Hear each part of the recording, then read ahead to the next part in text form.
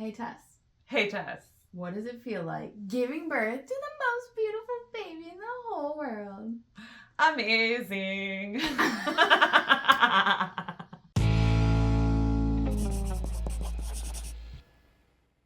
Welcome to Crocs in the Kitchen. I'm Brian. I'm Jessica. And I'm Tess. Technically, she's not a croc, so this is Crocs and Tess in the kitchen. It is what it is. It's Tess! Yes. Massive applause. Yay! Thank you. So we are sadly about to leave Columbus. We've been here for 2 months, but it is time to go back home to St. Louis, which is so sad for us. But before we left, we were like, you know what? We should film a little video with Tess because, I mean, she did give birth to the most beautiful baby in the world just a few weeks ago. So we felt like a platform needed to be given to her. Also, if you happen to hear a baby, it's because she is literally underneath the camera. Yes. And she may start crying. She may start crying at any moment. And if you see us looking down, we're just adoring her. She is adorable, and she keeps making faces too. Yeah, and little noises and squeaks. But yes, Tess, for those of you guys who don't know at this point, is the person. She's my cousin. She's my favorite.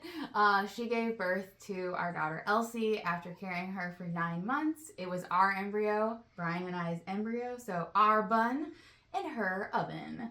And she did quite a good bake on her. Thank you. Think. She turned out perfect. Yeah, so we have been getting a few questions after the last video where we introduced Elsie. That was just random questions that we thought we would like kind of throw out there, and then a few more things specifically about Tess as well. And we thought, why not let her answer herself? So Brian, do you have the first question for us? Yes, so the first question that we were asked, and we got several people that asked this question, was why did we name her Elsie? I know we've explained this before, but Jessica, do the honors. So Elsie was my grandmother's name. My mom's mom was named Elsie Clara, and her mom's name was Elsie, not Elsie Clara, but her mom's her mom's mom was named Augusta Clara. So Clara and Elsie were like kind of passed down through, but my grandmother was Elsie Clara. She lived to be 93. She passed away just a couple of years ago. If you guys, some of you probably remember. And I just felt a really special connection with her. Right after she had passed away, I said to Brian, like, if we have a girl, I feel like I want to name her Elsie Clara. She was a wonderful, wonderful woman, so we could not think of anybody better to name our baby girl after. Now, some of you like to ask us if we named her Elsie After the cow. After the cow. We did not. Which is like, I guess, a thing of the past, maybe, but... But Elsie Clara actually existed before Elsie the cow. Yes, my so grandmother your grandmother did. was older than Elsie the cow. So they named Elsie the cow after... Wait. That's even worse. That's after even my worse. grandma. No, sorry, Grandma. Love you. Moving on. Yes.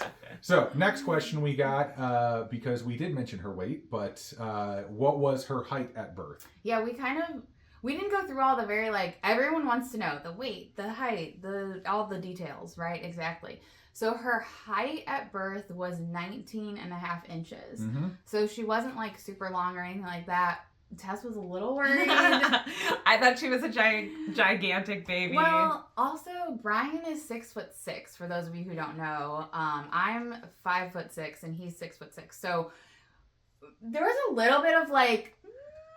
Before I decided to be their surrogate, I asked them if they were normal-sized babies. We were. Normal size They baby. claimed they were. Yes, we were. No, we start out small. We Crocs start out small, and then we get big. Yeah.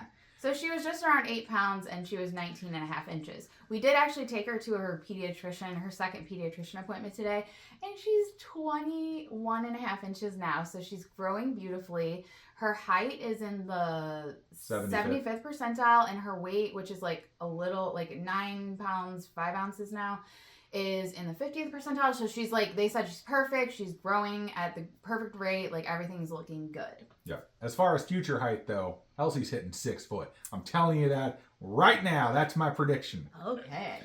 Okay, so the other one, and this is a fairly big debate going back and forth between many different people, And instead of just having people debate about it, I figured we would ask the question for us, who do you think she looks like most? Okay.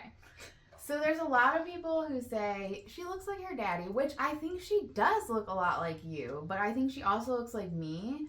I think she looks like a good combination of the two of us. Yes. So what parts do you feel like? I think she has my nose, and I think she has my ears.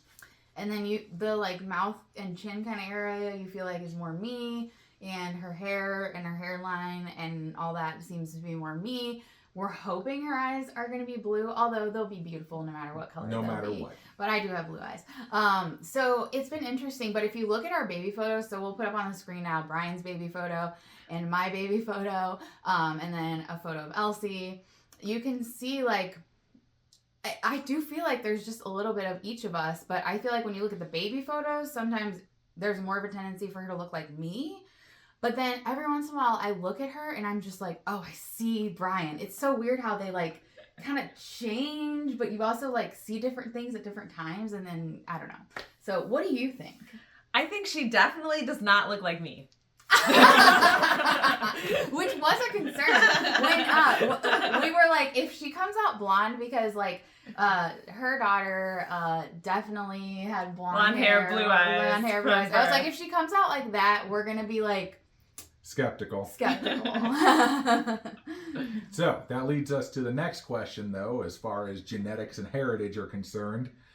Does Elsie have a bent pinky? So for all of you who know, and some don't, I have a bent pinky. My pinky is bent. Like it doesn't straighten anymore. Like And it it's was bent. like that from birth. It was like that from birth. It's hereditary. My mother has it, one of my brothers has it, and my grandfather had it, and we don't know who before that might have had it. Elsie does not have a bent pinky. She does not. I was only a little sad. I can confirm they checked right away. It's like one of the first things we looked at, we were like, pinky. But it was hard to tell because they're so like pliable at that point. Is that the right word? And so like, I don't know. But yeah, she does not appear to have a bent pinky. I was only a little sad because it hasn't like done anything bad to my life, and I thought it would be something cool we could share, but it's fine. I mean, we could bend her pinky. Just kidding. Okay. So, She just made a She's noise. like, no, don't bend my pinky. So, now to the other main reason as to why we have Tess here is because a lot of people were asking questions that Tess can directly answer. But for the first one, was Elsie able to get some colostrum? So the plan was for me to start pumping right after I gave birth, and Jessica would hold her, and I would start pumping for her. But it was gonna be magical. It was going to be a magical moment. But that did not happen. I had a postpartum hemorrhage that was pretty severe after I gave birth, and so I did not have a chance to start pumping until about 12 hours after giving birth. But we did start, and we were getting a little amount, so we used a syringe to get everything out. They were like, it was so cute watching Jeff, because her husband was helping, and they were taking literally every piece and part of the like pumping stuff and like getting every little like bit of stuff that they could get out of it for Elsie. And then Jessica would make sure every little bit made it to Elsie. Well, we were in next door rooms at the hospital, and so I would run over and I would grab the syringe, and then I would like feed it to Elsie with the little syringe. And you'd be like, Tess worked hard for this. She's getting every drop. Well, it was hard to get like the last drop out of the syringe, so I would just be like, I'm getting it out. But yeah, and the doctors honestly had told me when they talked to me after everything happened with Tess, and if you guys want to hear more about kind of what happened and all that after, go back to the Elsie's Here video. We'll link to that, and you can hear a little bit more about what actually happened with the postpartum hemorrhage. We talked a little bit more about that, but the doctors came and talked to me afterwards, and basically were like, yeah, she, obviously pumping and anything at that point was like the lowest priority, but they said it might be a couple of days before, because her body is in like survival mode. Yeah, it's like your body knows what to prioritize, and it knows that it needs to, do that. And so when she was like, I'm pumping already, at like 12 hours later, she's like, the lactation consultant's coming, and I was like, all right, you go, girl, but like no pressure. But so she was able to get that, and then I would say like I don't know, how long did it take before like some like milk kind of started? I'm trying to think. So I pumped for about every 3 to 4 hours after I started, and I would say, I think by the time we were heading home, I was getting... We were at the hospital for a couple days. By then, you were getting... Not enough for a full feeding, but enough to supplement a feeding, for sure. And so the plan was, since we have been in Columbus, where she lives, for these last like 5 weeks of Elsie's life, the plan was for her to pump, and then we would like also use formula if needed. Unfortunately, her milk hasn't like really come in all the way, and they kind of think that it probably won't at this point. Yeah. But we do appreciate that she's been, I would say probably maybe like a third of what Elsie is getting now is coming from the breast milk, and then the other 2/3 we're supplementing with soy formula. But we are like so appreciative that she's been able to even do that. Like, this girl went through a lot like to give birth to this baby. And even speaking of that, I kind of you went to the doctor today as well. I did. So both of our girls went to the doctor. And you asked the question of like, how often does that postpartum hemorrhage actually happen? And what did she say? She said not very often, not to that extreme. Yeah. And right after. Right after, yeah. So she will definitely remember me because it's not something that happens super often. So yeah, it was also a very scary moment for her as well. Yeah. She was saying, they trained for this and that, they prepare for this, but it's not something that they encounter all the time. Yeah. So in my head, I'm like, is this like a 1 in 10 thing? Is this like a, and it's like, no, this is but like the hemorrhages happen like at all different times after, but just you went through, like, we need everyone to understand this girl went through a lot for us. But when you were going through that, so I have a couple questions I'm going to throw in here. Okay. Go ahead. So when you were going through that, what were you thinking? Like, did you know what was going on? Like, you had that few minutes of seeing us with the baby, and then... And then I just started feeling lightheaded, and then I was like, I should tell them that I'm feeling lightheaded. And then as soon as I did, they sort of laid me down. And I just kind of was trying not to pass out at that point. You did a great job. Like, thank you. I never lost consciousness. My blood pressure was down to like 50s over 20s. And then it stopped recording after that because it doesn't go any lower than that. So you're off the charts. I was off the charts in not a good way. So I just kind of caught bits and pieces of what was going on. I was aware that they were going to do a blood transfusion. I heard them talking about that. They were sticking me a bunch of times because they were trying to get some more blood from me to do some more testing and to start another IV to do the blood transfusion. So I felt that and remember that. And then I remember hearing them, they were reserving an OR for me in case I needed to go. But honestly, like, I don't remember anyone ever leaving the room. Mm-hmm. I just remember kind of a couple hours later, things were dark and quiet. My husband was sleeping and the nurses were in there checking on me a couple hours later. So I don't really know what happened you weren't between those couple hours. So what was it? Does this lead us to the next question, or have I skipped two? No. You didn't skip anything. You just sort of added in some extra questions that weren't on the list. Okay, so the next question we had was Tess sad by not being able to hold Elsie immediately?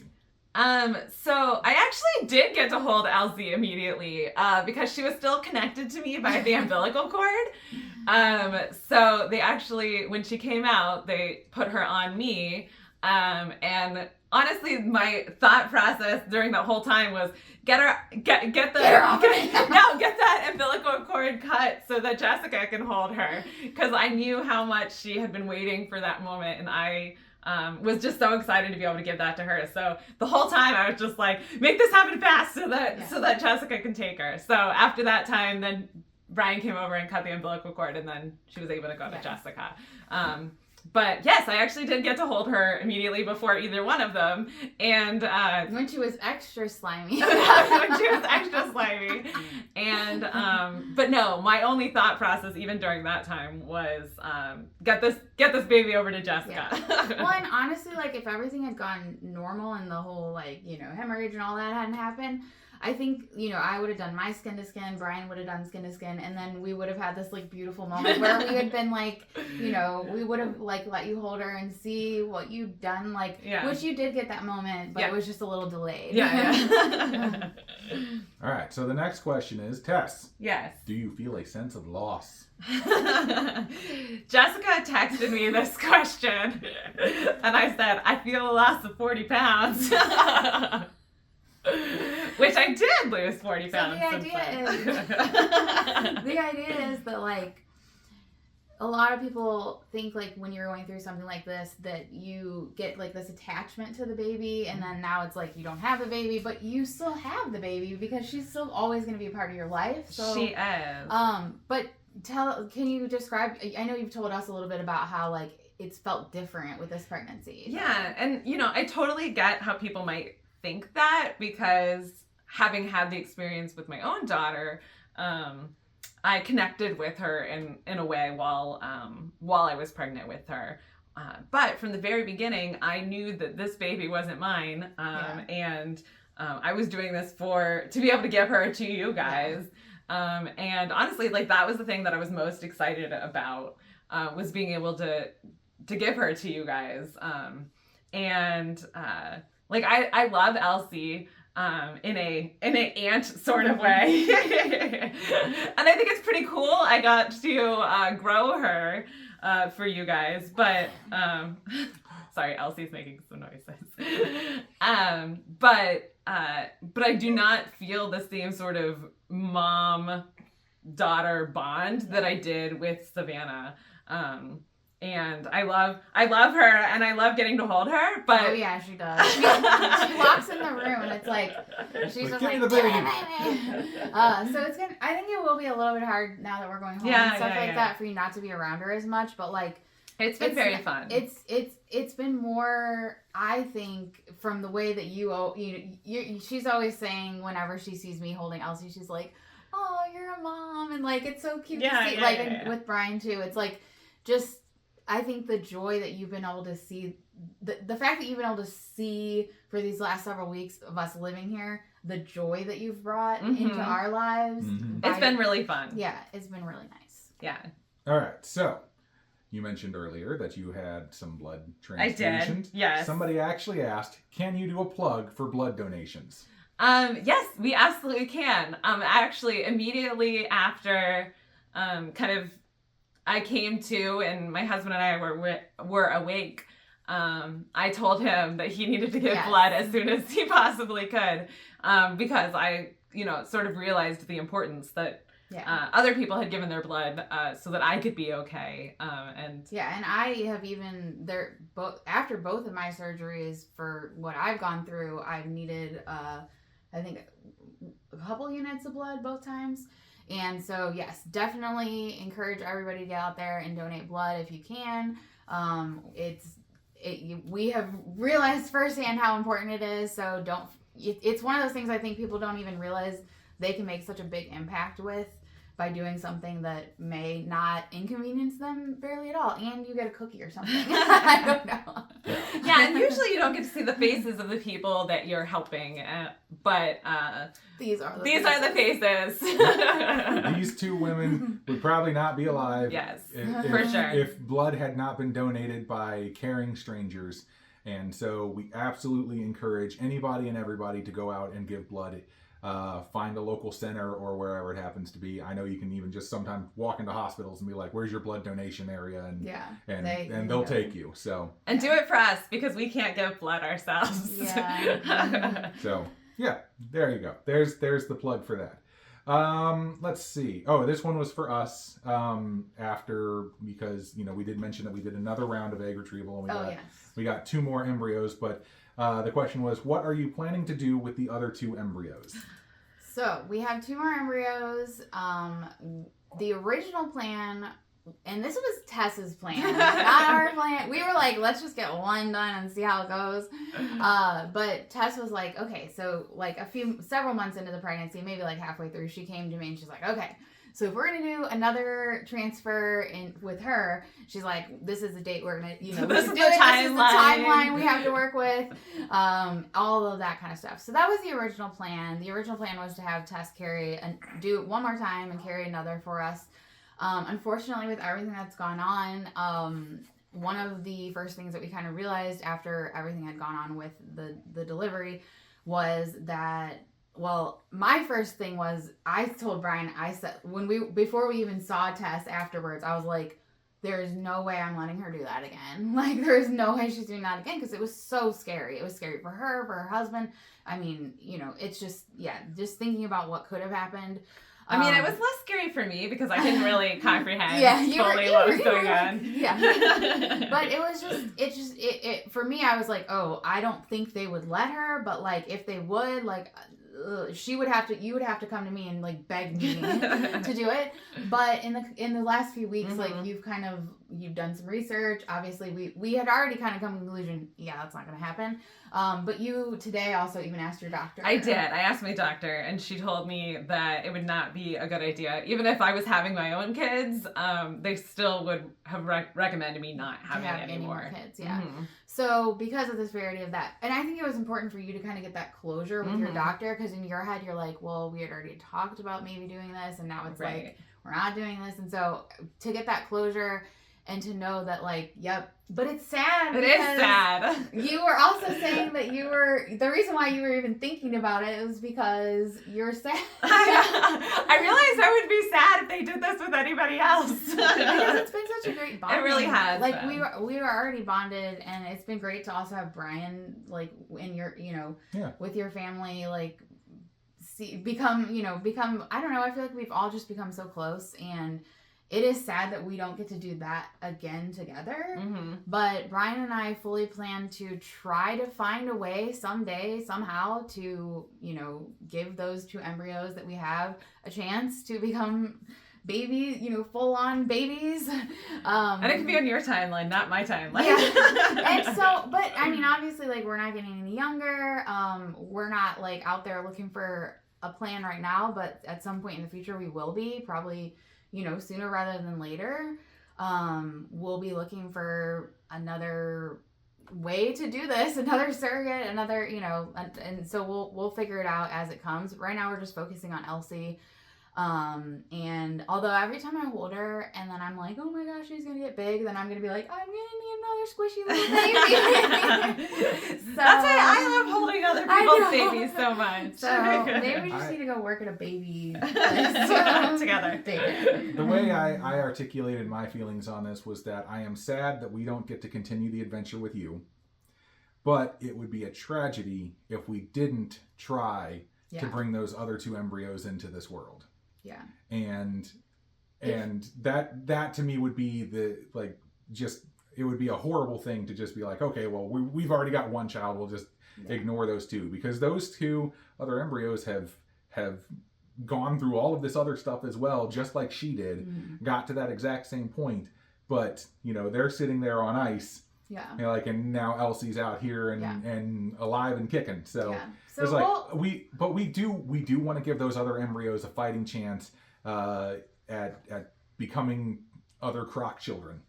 Yeah, we'll cross that bridge when you come to it, but we obviously it's in the back of our minds. Yes. But we, we'll figure it all. I feel like things will all fall into place like they're meant to be.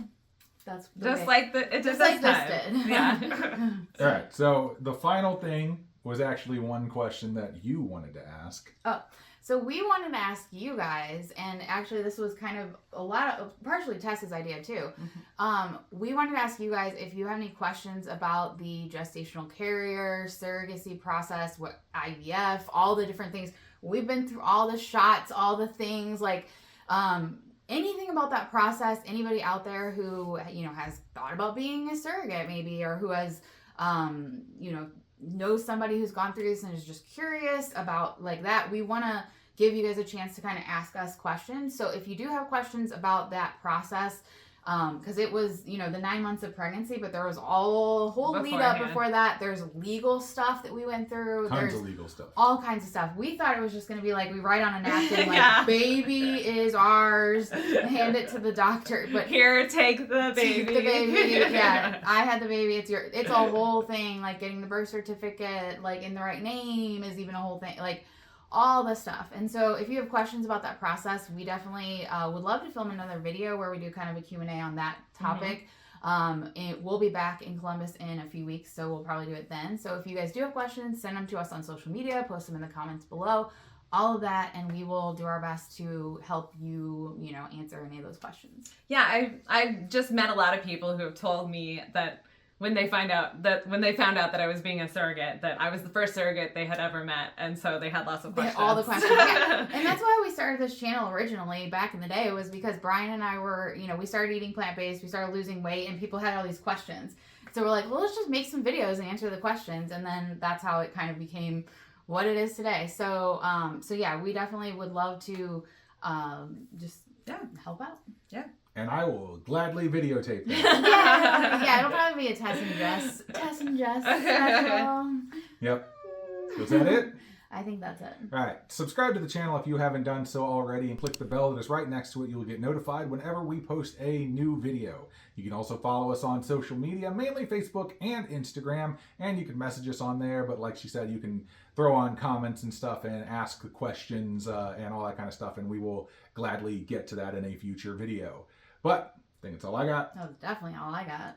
That's all I got. We will see you next time on Crocs in the Kitchen with Tess. Bye.